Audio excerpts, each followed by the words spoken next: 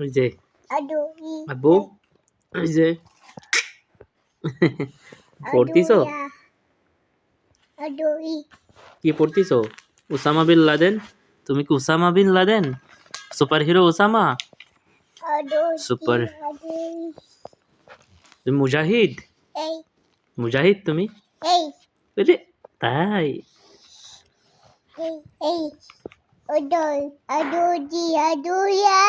তুমি কি শিক্ষক? শিক্ষক তুমি? শিক্ষক? আবার জিকির করো তো একটু।